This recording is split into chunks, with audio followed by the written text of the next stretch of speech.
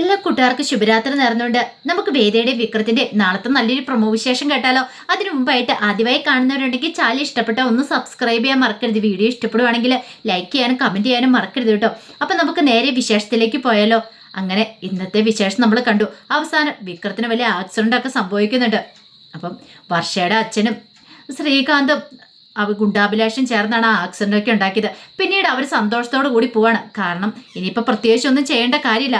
അവിടെ കിടന്ന് ചോര വാർന്നു മരിച്ചു പോക്കോളും. ഇനിയിപ്പോൾ ആരും ഈ വഴിക്കൊന്നും പോകാൻ പോകുന്നില്ല. അധികം വണ്ടികളൊന്നും ഈ വഴിക്ക് അങ്ങനെ അധികം വരാറില്ല. അതുകൊണ്ട് ആ ഒരു സന്തോഷത്തോടെ അവരങ്ങോട്ട് മടങ്ങുവാണ്. ഈ സമയത്താണ് അപ്രതീക്ഷിതമായിട്ട് ജീന അതിലൊരു ഓട്ടം വന്നിട്ട് തിരികെ മടങ്ങുന്ന വഴിയാണ് ഒരു ബൈക്ക് ആക്സിഡന്റ് പെട്ട് കിടക്കുന്നത്.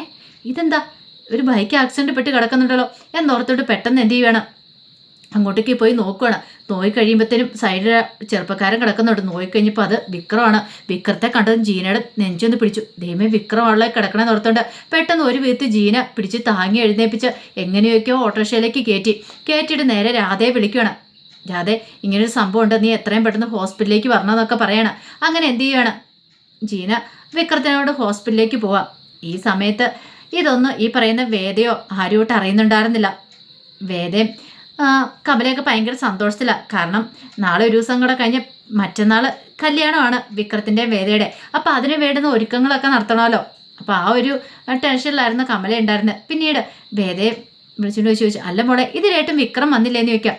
ശ്രീനിവാസ് സാറിൻ്റെ എന്തോ കാര്യത്തിനായിട്ട് പോയിരിക്കും അമ്മേ, അതുകൊണ്ടാണ് താമസിക്കണേന്ന് പറയണം. മോളൊന്ന് വിളിച്ചു നോക്കാൻ പറയണം. അങ്ങനെ രാത്രിയായി കഴിഞ്ഞിട്ടും കാണാതെ വന്നു കഴിഞ്ഞപ്പോഴത്തേനും ആകെപ്പാട് ടെൻഷനായി കമലയ്ക്ക്. ഈ സമയം വേദ വിളിച്ചു നോക്കിയപ്പോൾ സ്വിച്ച് ഓഫ് എന്നാണ് മറുപടി പറയുന്നത്. വേറൊന്നും പറയണില്ല. ഇതെന്ത് പറ്റി ഇങ്ങനെ സ്വിച്ച് ഓഫ് ആണല്ലോ പറയുന്നത് എന്നൊരു ചിന്ത മനസ്സിലേക്ക് വരുവാണ്. അങ്ങനെ വരാൻ വഴിയുള്ളതല്ല. ഇനി ഫോൺ ഓഫ് ചെയ്ത് വെച്ചേക്കണോ, അതോ ചാർജ് തീർന്നു പോയതാണോ? ആ സമയം വിക്രത്തെ ഹോസ്പിറ്റലിലേക്ക് കൊണ്ടുപോയിട്ടുണ്ടായിരുന്നു ജീന. അങ്ങനെ ഹോസ്പിറ്റലിൽ കൊണ്ടുപോയി അഡ്മിറ്റാക്കി കഴിഞ്ഞപ്പോൾ ഡോക്ടർ പരിശോധിച്ചു. കാരണം നന്നായിട്ട് മുറിവേന്നൊക്കെ നന്നായിട്ട് രക്തം വാർന്നു പോയിട്ടുണ്ടായിരുന്നു. അപ്പോൾ അതിൻ്റേതായ ബുദ്ധിമുട്ടുകളും കാര്യങ്ങളൊക്കെ ഉണ്ട്. അതിനുശേഷം ജീന ഇങ്ങനെ പുറത്ത് നിൽക്കുന്ന സമയത്ത് രാധ അങ്ങോട്ടേക്ക് വന്നു. പിന്നീട് രാധയോട് കാര്യങ്ങളൊക്കെ പറയണം. വഴിയിൽ ഇങ്ങനെ ആക്സിഡൻ്റ് ആയിട്ട് കിടക്കുന്ന കണ്ടു. ആ സമയത്താണ് ഞാൻ കാണുന്നതെന്നൊക്കെ പറയണം. ഇത് കേട്ടപ്പോൾ രാധയ്ക്ക് ഭയങ്കര ടെൻഷൻ. പിന്നീട് രാധയോട് പറഞ്ഞു, ഇതുവരെയായിട്ടും വിക്രത്തിൻ്റെ വീട്ടിൽ വിളിച്ചു പറഞ്ഞിട്ടില്ല. ഒരു കാര്യം ചെയ്യാം, ഞാൻ വേദയൊന്ന് വിളിച്ചു നോക്കട്ടെ എന്ന് പറയണം. ഇത് കേട്ട് കഴിഞ്ഞപ്പോൾ രാധ പറഞ്ഞു, വേണ്ട, ഇപ്പം ഇനിയിപ്പോൾ അവിടെ വിളിച്ചു പറഞ്ഞിട്ടുണ്ടെങ്കിൽ അവർക്ക് ടെൻഷൻ ആവില്ലെന്ന് പറയാണ്. ഇത് കേട്ട് കഴിഞ്ഞപ്പം ജീന പറഞ്ഞു, അത് പറയാതെ ഇരുന്നിട്ട് കാര്യമില്ലോ, ഒരു കാര്യം ചെയ്യാം, ഞാൻ വേദയൊന്ന് വിളിക്കട്ടെ എന്ന് പറയണം. അങ്ങനെ 1-2 വട്ടം വേദയെ വിളിച്ചിട്ട് കിട്ടുന്നുണ്ടായിരുന്നില്ല. ഇതെന്ത് പറ്റി കിട്ടുന്നില്ലാത്ത എന്നൊരു ടെൻഷന് ജീനയുടെ മനസ്സിലേക്ക് വരുന്നുണ്ട്. ഈ സമയം രാധ പറഞ്ഞു, അതെ, ഇനിയിപ്പം പേടിക്കൊന്നും വേണ്ട, ഞാൻ കാര്യങ്ങളൊക്കെ വിളിച്ച് വിക്രത്തിൻ്റെ വീട്ടിൽ പറഞ്ഞോളാന്ന് പറയണം. ഇത് കേട്ടപ്പോൾ ജീന പറഞ്ഞു, അത് പിന്നെ എനിക്ക് അത്യാവശ്യമായിട്ട് ഒരു ഓട്ടം ഉണ്ടായിരുന്നു, എന്നാൽ ഞാൻ പോയിക്കോട്ടെ എന്ന് ചോദിക്കണം. ഇത് കേട്ട് കഴിഞ്ഞപ്പം രാധ പറഞ്ഞു, ഞാനിവിടെ ഒന്നാളെ കുഴപ്പമൊന്നുമില്ല, വിക്രത്തിന് വലിയ കുഴപ്പമില്ലെന്നല്ലേ പറഞ്ഞേ, കുറച്ച് കഴിയുമ്പോഴത്തേനും വിക്രത്തിന് ഏതെങ്കിലും ബോധം തെളിയും, ഞാനിവിടെ നിന്നോളാം, അതിനുശേഷം എന്തായാലും വിക്രത്തിൻ്റെ വീട്ടിൽ അറിയിച്ച് കഴിയുമ്പോൾ അവിടെ നിന്ന് ആരെങ്കിലും വന്നോളൂല്ലോ എന്നൊക്കെ പറയണം. അത് കേട്ട് കഴിഞ്ഞപ്പം ജീന പറഞ്ഞു, എന്നാൽ ശരി എന്ന് പറയണം. ജീനയ്ക്ക് പോകേണ്ട അത്യാവശ്യമുള്ളതുകൊണ്ട് ജീന അങ്ങോട്ടേക്ക് പോയി. അങ്ങനെ കുറേ സമയം കഴിഞ്ഞു കഴിഞ്ഞപ്പം വിക്രം അതേ കിടപ്പനെ കിടക്കുകയാണ്. കാരണം ഈ മയക്കത്തിൻ്റെ ഇഞ്ചക്ഷനൊക്കെ എടുത്തതിൻ്റെ അതിൻ്റെ സെഡേഷൻ ഉണ്ടായിരുന്നു, അതിൻ്റേതായ മയക്കും കാര്യങ്ങളായിരുന്നു. പക്ഷെ രാധ എന്ത് ബുദ്ധിമതിയാണ്, അവൾ ആലോചിച്ചു, നാളെ കഴിഞ്ഞാണ് വിക്രത്തിൻ്റെയും വേദയുടെയും വിവാഹം, അതൊരു കാരണവശാലും നടക്കാൻ പാടില്ല. അവൻ ഈ ഹോസ്പിറ്റലിലുണ്ടെന്നുള്ള കാര്യം ഇപ്പോൾ തൽക്കാലത്തേക്ക് ആർക്കും അറിയത്തില്ല. ജീനയോട് താൻ പറഞ്ഞോളാന്ന് പറഞ്ഞുകൊണ്ട് അവൾ പിന്നെ ഓട്ടവും പോയി അത്യാവശ്യമായിട്ട്. അതുകൊണ്ട് പിന്നെ അവൾ ഇപ്പോൾ ഇനി എന്താണെന്ന് തിരക്കാനും പോകുന്നില്ല, ആരോടും പറയത്തുമില്ലായിരിക്കും. അങ്ങനെയാണെങ്കിൽ പോട്ടെ, പോകുന്നോടം വരെ പോട്ടെ, തൽക്കാലത്തേക്ക് വിക്രം ഇവിടെ ഉണ്ടെന്ന് ആരും അറിയണ്ട എന്ന് രാധ തീരുമാനിക്കുകയാണ്. പിന്നീട് എന്ത് ചെയ്യണം, വിക്രത്തിൻ്റെ അരിയിലേക്ക് ആ ബെഡിൽ പോയി ഇരിക്കുകയാണ് രാധ. കാരണം വിക്രം എഴുന്നേറ്റ് ചെയ്യുമ്പോൾ താൻ മാത്രം വിക്രത്തിൻ്റെ അടുത്ത് മതി, ആരും അറിയണ്ടെന്നൊരു ചിന്ത മാത്രമേ രാധയുടെ മനസ്സിലുണ്ടായിരുന്നുള്ളൂ. രാധയുടെ മനസ്സിൽ അത്ര കുരിഷ്ട ബുദ്ധിയാണ് വരുന്നത്. കാരണം ഒരു കാരണവശാലും വേദയും വിക്രവും ഒന്നിക്കാൻ പാടില്ല, ആ ഒരു ചിന്തയായിരുന്നു മനസ്സിലുണ്ടായിരുന്നത്. ആ സമയം വേദയ്ക്കാണെങ്കിൽ ആകെപ്പാട് ടെൻഷൻ രാത്രിയായിട്ട്. പിന്നീട് കമല പോയി കിടന്നു, കമലയോട് കിടന്നോളാൻ പറഞ്ഞു. വേദ രാത്രി കിടന്നിട്ട് വേദയ്ക്കാണ് ഉറക്കം വരുന്നുണ്ടായിരുന്നില്ല. എന്താ സംഭവിച്ചതെന്ന് അറിയത്തില്ല, ഇത്ര ലേറ്റായിട്ടൊന്നും വരാതിരിക്കുന്നില്ല.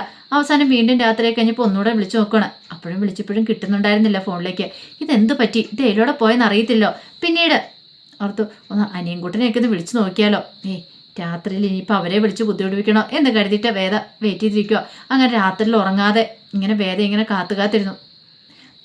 ആ രാത്രിയിൽ വിക്രം വന്നില്ല. വേദയ്ക്ക് രാവിലെ ആയപ്പോൾ ടെൻഷനായി. നേരം വെളുത്ത് കഴിഞ്ഞപ്പോഴത്തേനും പെട്ടെന്ന് തന്നെ അനിയൻകുട്ടനെ വിളിക്കുകയാണ്. അനിയൻകുട്ടനെയൊക്കെ വിളിച്ച് കഴിഞ്ഞപ്പോൾ അവർ പറഞ്ഞു ഇല്ല വിക്രമനെ കണ്ടില്ലോ എന്ന് പറയണം. പിന്നീട് വേദ നേരെ അടുക്കളയിലേക്ക് വരുമ്പോൾ കമല ഉണ്ടായിരുന്നു. ഈ സമയത്ത് കമല ചോദിച്ചു അല്ല മോളെ ഇന്നലെ എപ്പോഴാണ് വിക്രം വന്നേന്ന് ചോദിക്കുകയാണ്. ഇത് കേട്ട് കഴിഞ്ഞപ്പോൾ വേദ പറഞ്ഞു അത് പിന്നെ അമ്മ ഇന്നലെ വിക്രം രാത്രി എത്തിയില്ല എന്ന് പറയണം. എത്തിയില്ലേ മോൾ എന്തായി പറയണേന്ന് ചോദിക്കും. അതേ അമ്മ വന്നിട്ടില്ല, ഞാൻ വിളിച്ചു നോക്കിയിട്ട് ഫോൺ സ്വിച്ച് ഓഫ് എന്നാ പറയണേ, ഒരു വിവരം ഇല്ലെന്ന് പറയണം. ഇത് കേട്ട് കഴിഞ്ഞപ്പോൾ ആകെപ്പാട് ടെൻഷനായി പോയി കമല പറഞ്ഞു അല്ല മോളെ അവൻ പിന്നെ എതിലേ പോയതാന്ന് ചോദിക്കുക. അതറിയില്ല എന്ന് പറയണം. അപ്പോഴേക്കും നന്ദിനി അങ്ങോട്ടേക്ക് വന്നു. ഇത് കേട്ട് കഴിഞ്ഞപ്പോൾ നന്ദിനി പറഞ്ഞു ആഹാ കൊള്ളാലോ, എന്തി പറ്റി വിക്രം എവിടെ ഒളിച്ചു പോയോ? എങ്ങനെ ഒളിച്ചു പോകാതിരിക്കും, കാരണം ഇവളെ പോലുള്ള ഒരുത്തിയുടെ കഴുത്തി താലി കെട്ടണം എന്നോർത്തുണ്ട് അവൻ മനഃപൂർവ്വം മുങ്ങിയതായിരിക്കും എന്ന് പറയണം. ഇത് കേട്ടോ ശ്രീജി അങ്ങോട്ട് വന്നിട്ട് പറഞ്ഞു ദേ നീ എന്തൊക്കെയാ നന്ദിനി പറയണേ, നീ ആരെക്കുറിച്ച് എന്താ പറയണത്, നിനക്ക് വല്ല ബോധമുണ്ടോയെന്ന് ചോദിക്കാം.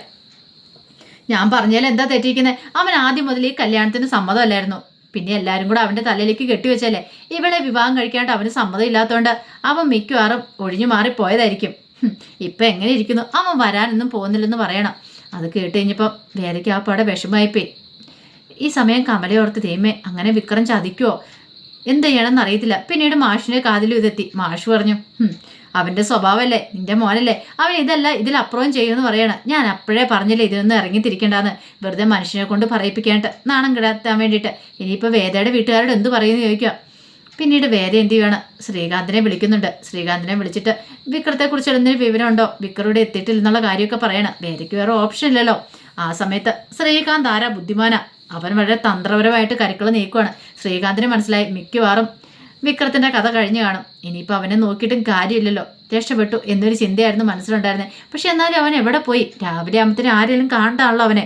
കുറച്ച് കഴിയുമ്പോഴത്തേനും അവൻ ചത്തുപോയെന്നുള്ള വിവരം കിട്ടും എന്നൊരു ചിന്തയൊക്കെ ശ്രീകാന്തിൻ്റെ മനസ്സിലുണ്ടാകുന്നുണ്ട്. പിന്നീട് ശ്രീകാന്ത് വേദയുടെ മുമ്പിൽ നന്നായിട്ട് അഭിനയിക്കുകയാണ്. വേദ വിളിച്ചു കഴിഞ്ഞപ്പോഴത്തേനും അങ്ങനെ ശ്രീകാന്തിനെ കുറിച്ചൊരു വിവരം കിട്ടാതെ വന്നപ്പോൾ വേദയ്ക്ക് ആ പാടെ പിന്നീട് ടെൻഷനായി.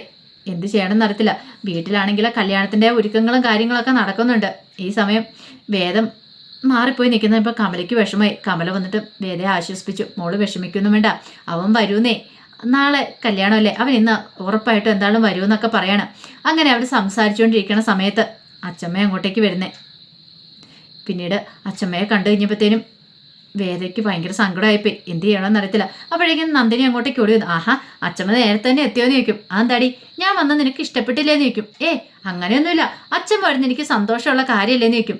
പിന്നീട് അവിടേക്ക് നോക്കിയിട്ട് പറഞ്ഞു ഇതെന്താ, ഇതൊരു കല്യാണ വീട് പോലെയല്ല മരണ വീട് പോലെ ഇരിക്കുന്നല്ലോ, ഇവിടെ എന്തോ ഒച്ച എനക്കൊന്നും ഇല്ലേന്ന് ചോദിക്കാം. ഇത് കേട്ടപ്പോൾ കമല പറഞ്ഞു അത് പിന്നെ അമ്മേ എന്താ കാര്യം എന്ന് ചോദിക്കാം. അല്ല എന്താ വേദമോളെ, നിന്റെ മുഖം എന്താ ഒരു സന്തോഷം ഇല്ലാതിരിക്കുന്നേ, നാളെ കല്യാണം അല്ലേ, അതിൻ്റെതായ ഒരു സന്തോഷമൊന്നും കാണുന്നില്ലോ എന്ന് പറയണം. അത് കേട്ടപ്പോൾ നന്ദിനി പറഞ്ഞു എങ്ങനെ സന്തോഷിക്കാനാ, കേട്ടേണ്ട ചെക്കൻ മാത്രം ഇല്ലെന്ന് പറയണേ. ചെക്കനില്ലെന്നോ, വിക്രത എവിടെ പോയി? എവിടെ പോവാനാ, ഇവളുടെ കഴുത്തിൽ താലി ആർത്താൻ പറ്റില്ലാത്തതുകൊണ്ടാന്ന് തോന്നുന്നത്, ഇന്നലെ രാത്രി തന്നെ അവൻ അങ്ങോട്ട് മുങ്ങിയെന്ന് പറയണം. ഇത് കേട്ടപ്പോൾ വേദ പറഞ്ഞു ദേ നന്ദിനി അടുത്ത് അനാവശ്യം പറയരുത്, നന്ദിനി അടുത്ത് കണ്ടോന്ന് ചോദിക്കണം. എന്തിനാ കാണുന്നത്, നമുക്കറിയാലോ ഒരാൾക്കാരുടെ സ്വഭാവം എന്നൊക്കെ പറഞ്ഞപ്പോൾ അച്ഛൻ പറഞ്ഞു ദേ ഒരു കാര്യം ഞാൻ പറഞ്ഞേക്കാം നന്ദിനി, വെറുതെ നീ ഇല്ലാവചനം പറയേണ്ട കാര്യമില്ല, വിക്രം എങ്ങോട്ടേ പോയെന്ന് നിനക്കറിയത്തില്ലോ, പിന്നെ നീ എന്തിനാ ഇങ്ങനെ കള്ളത്തരം പറയണമെന്ന് ചോദിക്കും. ഞാനിപ്പോൾ ഒന്നും പറഞ്ഞില്ലേ, ഞാൻ എന്തേലും പറയുമ്പോൾ എല്ലാവർക്കും കുറ്റമായിട്ട് തോന്നും, ഞാനും കൂടെ പറഞ്ഞതേ ഉള്ളൂ എന്നൊക്കെ പറയണം. പിന്നീട് നന്ദിനി അങ്ങോട്ട് അകത്തേക്ക് കയറാൻ പോകുന്ന സമയത്ത് അച്ഛമ്മ വിളിച്ചിട്ട് പറഞ്ഞു ഒരു കാര്യം ഞാൻ പറഞ്ഞേക്കാം, മേലാല് ഇമാതിരി ദുഷിച്ച വർത്താനം പറഞ്ഞിട്ട് ഈ വീട്ടിനകത്തേക്ക് കാല് കുത്തിയാണ്ടല്ലോ, ഇതിൻ്റെ കാല് വെട്ടി ഞാൻ താഴെ ഇടുമെന്ന് പറയണം. ഇത് നന്ദിനി ഒട്ടും പ്രതീക്ഷ കാര്യമില്ല, നന്ദിനി ഒന്ന് പേടിച്ചു പോയി. പിന്നീട് അച്ഛമ്മയോട് കയറിപ്പോയ വിനായകൻ പറഞ്ഞു നിനക്ക് ഇതിൻ്റെ വല്ല കാര്യം ഉണ്ടായിരുന്നോ നന്ദിനി, നീ എന്തിനാ വെറുതെ അങ്ങനെയൊക്കെ പറയാൻ പോയത്, അമ്മയുടെ സ്വഭാവം നിനക്ക് അച്ഛമ്മയുടെ സ്വഭാവം നിനക്ക് അറിയാവുന്നതല്ലേ എന്നൊക്കെ ചോദിക്കുക. അത് കേട്ട് കഴിയുമ്പോൾ നന്ദിനി പറഞ്ഞു ഇനിയിപ്പോൾ ആരുടെ സ്വഭാവം എന്തറിഞ്ഞിട്ട് എന്ത് ചെയ്യാനാ, എന്താണെങ്കിലും അവൻ വരാനൊന്നും പോകുന്നില്ലെന്ന് പറയണം. ആ സമയം രാധ വിക്രത്തിൻ്റെ അടുത്ത് ഇരിക്കുകയാണ്. കാരണം വിക്രത്തിന് ബോധം വന്നെങ്കിലും അവൻ വീണ്ടും വീണ്ടും മയങ്ങി കിടക്കുമായിരുന്നു. രക്ഷപ്പെട്ടു എന്നൊക്കെ ഓർത്ത് രാധ ഇങ്ങനെ ഇരിക്കുക. കുറച്ച് സമയം കഴിഞ്ഞപ്പോഴത്തേനുമാണ് വിക്രം അതിന് കണ്ണു തുറപ്പോൾ രാധ അടുത്തിരിക്കുന്നുണ്ട്. പിന്നീട് വിക്രം ചാടി എഴുന്നേക്കാൻ നോക്കിയപ്പോൾ രാധ പറഞ്ഞു വേണ്ട, എഴുന്നേക്കൊന്നും വേണ്ടെന്ന് പറയണം. വിക്രം പറഞ്ഞു എന്താ പറ്റിയത്, ഞാൻ എങ്ങനെ ഇവിടെ എത്തിയെന്നൊക്കെ ചോദിച്ചും പറഞ്ഞു അതെ ബോധമില്ലാതെ ആക്സിഡൻറ്റ് പെട്ട് കിടന്നിക്കുമായിരുന്നു, അവിടെ നിന്ന് ഇവിടെ വരെ എത്തിച്ചാന്നൊക്കെ പറയണം. ഇത് കേട്ടൻ വിക്രം പറഞ്ഞു എനിക്ക് വീട്ടിൽ പോകണമെന്ന് പറയാം, ഇപ്പോൾ പോകാനൊന്നും പറ്റില്ല, ഡോക്ടർ അങ്ങനെ പെട്ടെന്ന് ഡിസ്ചാർജ് ചെയ്ത് വിടത്തില്ലെന്നും പറയുകയാണ്. ഈ സമയത്താണ് വേറെ ആ കാര്യം ശ്രദ്ധിക്കുന്നത്, ഫോണിനകത്തേക്ക് മെസ്സേജ് വന്ന് കിടക്കുന്നുണ്ട്. കാരണം പരിചയമില്ലാത്ത നമ്പറിൽ നിന്ന് കോൾ വന്നിരിക്കുന്നത്. പിന്നീട് ആ നമ്പറിലേക്ക് വിളിച്ചു നോക്കുമ്പോൾ അത് ജീനയുടെ നമ്പറായിരുന്നു. അങ്ങനെ വിളിച്ചു നോക്കുമ്പോഴാണ് ആ കാര്യം അറിയുന്നത്. വിക്രം ആക്സിഡൻറ്റിൽ പെട്ട് ഹോസ്പിറ്റലിലാണ്. ഇത് കേട്ട പാതി കേൾക്കാത്ത പാതി പെട്ടെന്ന് അച്ഛമ്മയും കൂട്ടിക്കൊണ്ട് വേദ ഹോസ്പിറ്റലിലേക്ക് ചെല്ലുവാണ്. അവിടെ ചെന്നപ്പോഴത്തേനും അവിടെ വിക്രമുണ്ട്, അവിടെ രാധയും ഉണ്ടായിരിക്കില്ല. ഈ കാഴ്ച കണ്ടു കഴിഞ്ഞപ്പോഴത്തേനും അച്ഛമ്മയ്ക്ക് നല്ല കട്ടക്കലിപ്പായി പോയി. അച്ഛമ്മ ഒരിക്കലും പ്രതീക്ഷിച്ച കാര്യമായിരുന്നല്ലത്. പിന്നീട് വേദയും കൂടെ അങ്ങോട്ടേക്ക് ചെല്ലുവാണ്. എന്താണെങ്കിലും പഠിച്ച പണി 18 നോക്കി രാധ വേദയുടെയും വിക്രത്തിൻ്റെയും കല്യാണം നടക്കാതിരിക്കാൻ വേണ്ടിയിട്ട്. പക്ഷേ അതെല്ലാം രാധയുടെ തീരുമാനങ്ങളൊക്കെ ധരിച്ച് അങ്ങനെ വേദയും വിക്രവും വീണ്ടും ഒന്നിച്ച് താലി കിട്ടാൻ പോകണം. അതിൻ്റെയൊക്കെ നല്ല നല്ല വിശേഷങ്ങളൊക്കെ കാണാൻ പോകുന്നത്. ആ വിശേഷങ്ങളൊക്കെ നമുക്ക് എല്ലാവർക്കും കാത്തിരിക്കാം കേട്ടോ. ഒരിക്കൽ കൂടി എല്ലാവർക്കും ശുഭരാത്രി നേർന്നുകൊണ്ട് നിർത്തുന്നു. നന്ദി.